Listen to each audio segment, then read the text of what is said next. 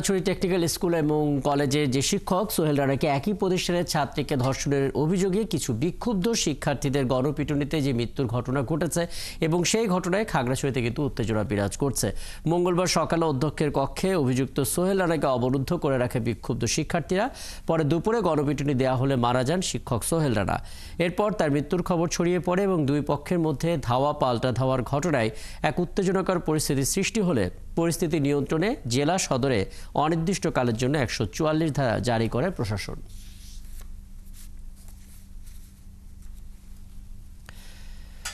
খাগড়াছড়ি বর্তমান পরিস্থিতি জানবো, সহকর্মী রূপায়ণ তালুকদার যুক্ত হচ্ছেন আমাদের সঙ্গে।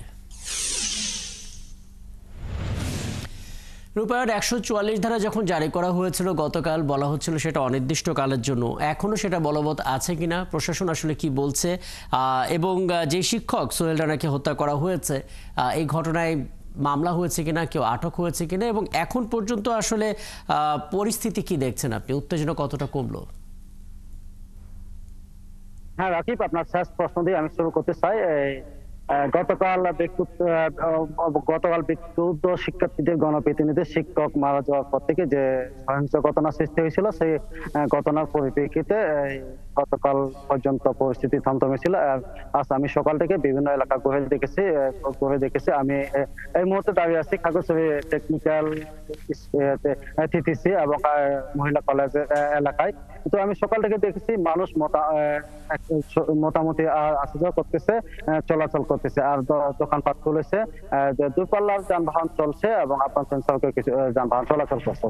আর রাকিব, আমি এই বিষয়টা নিয়ে খাগড়াছড়ি সদর থানার ওসি আব্দুল মিদের সাথে একটু আগে কথা বলেছিলাম। এই বিষয়টা, এই ঘটনায় গতকালকে একটি মামলা হয়েছে, তবে মামলার আসামি কে বা কারা বা সেই বিষয়টি তিনি তদন্ত সাপেক্ষে জানানি। তবে এখনো পর্যন্ত কাউকে গ্রেপ্তার করা হয়নি, তবে গ্রেপ্তার অভিযান চলছে। আর তিনি একটি বিষয় জানিয়েছেন, এই বিষয় নিয়ে হয়তো পুলিশ, খাগড়াছড়ি পুলিশ সুপার একটা প্রেস ব্রিফিং বা সাংবাদিকদের থেকে বিষয়টি তিনি অবগত করতে পারেন। এই ছিল খাগড়াছড়ির সর্বশেষ অবস্থা। রাকিব, ধন্যবাদ রূপায়ণ তালুকদার। পরবর্তীতে আবারও কথা হবে এবং খাগড়াছড়ির অবস্থাগুলো কি, পরিস্থিতি কি, সেটাও নিশ্চয়ই পরবর্তীতে জেনে যাব। সহকর্মী রূপায়ণ তালুকদার যুক্ত হয়েছিলেন, খাগড়াছড়ি থেকে বলছিলেন।